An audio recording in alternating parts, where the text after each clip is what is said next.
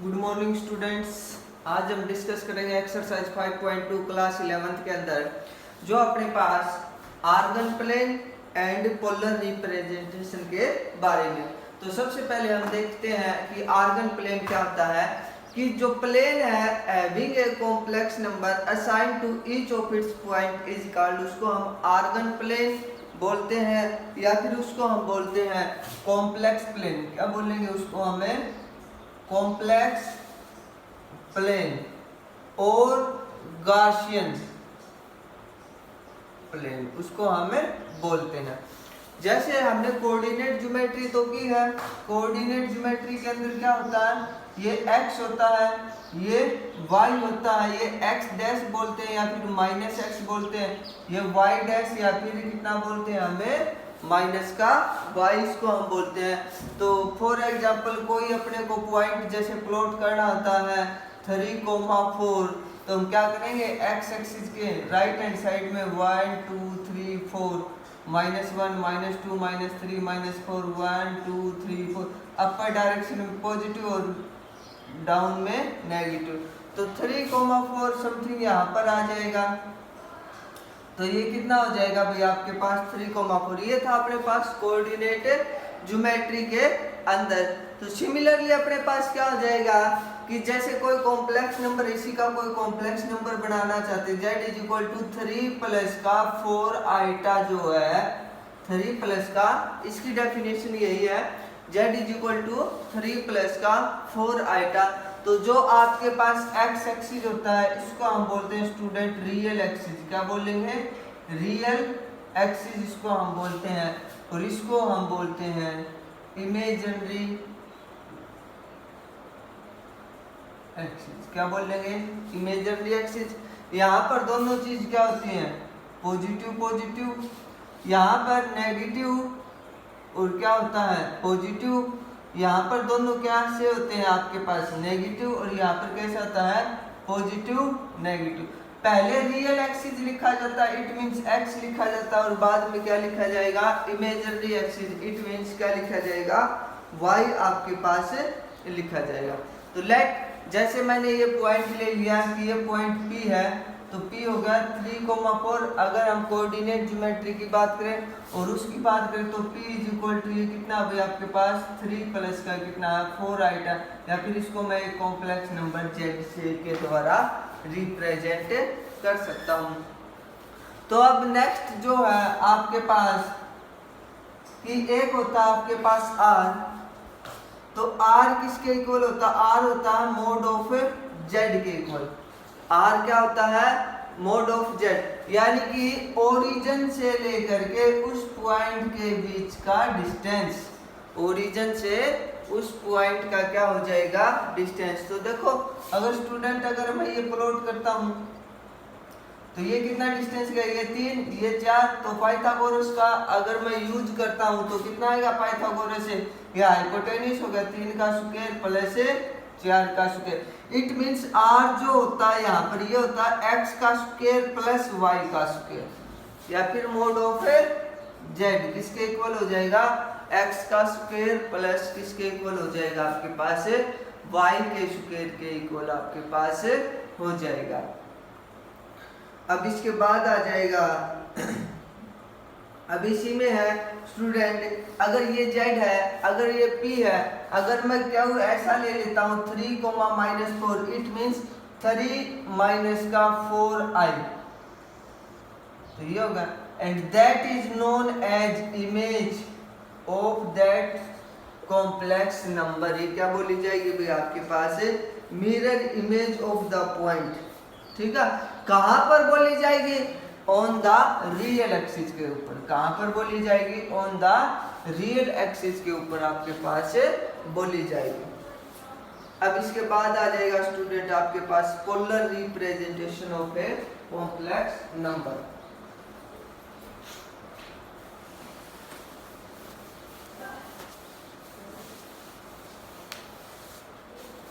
हाँ भाई, polar representation of a complex number. हाँ, क्या आएगी भाई आपके पास इसकी पोलर रिप्रेजेंटेशन ऑफ द। तो देखते हैं भाई, देखो सबसे पहले ये आपके पास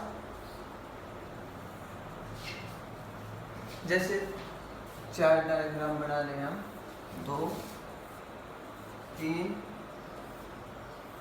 4। ये P is equal to z is equal to ये है x प्लस आइटा।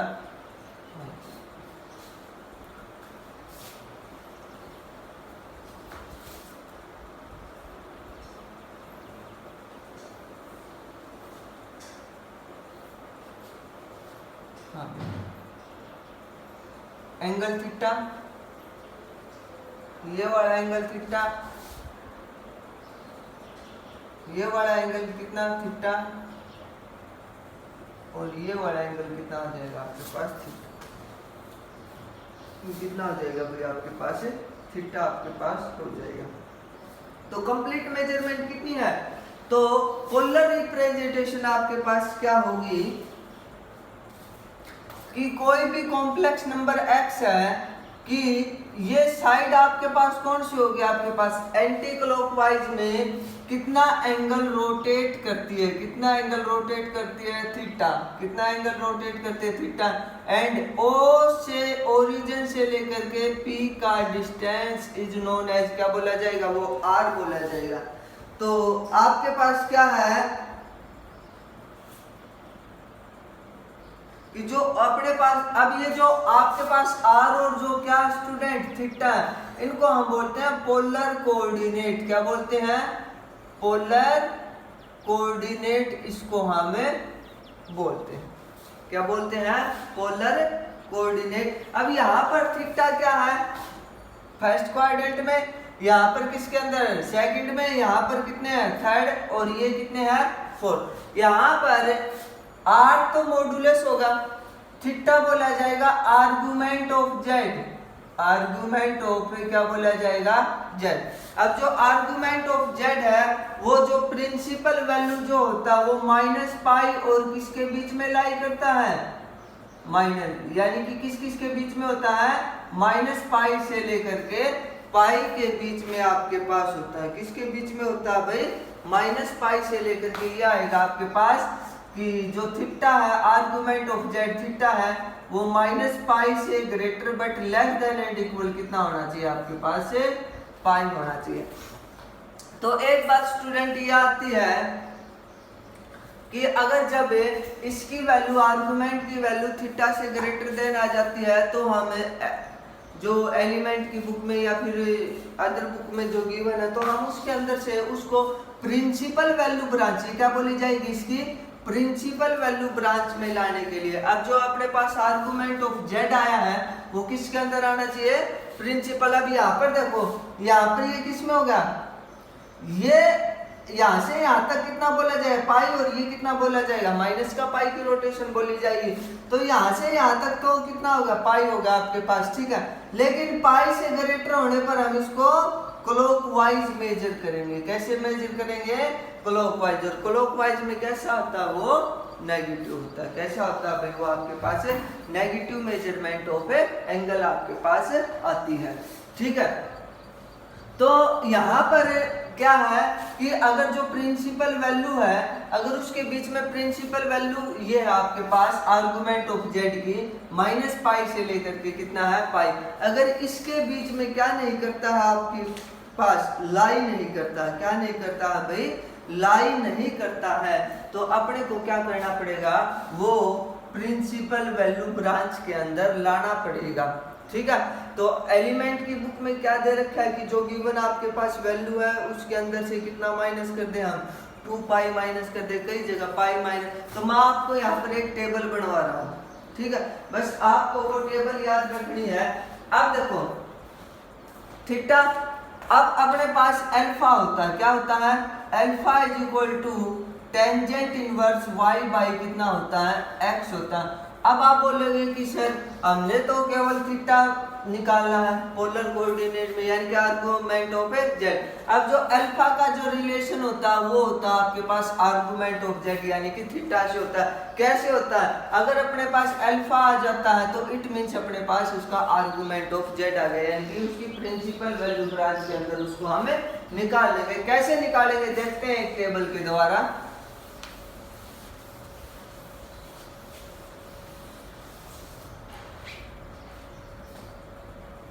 देखो भाई,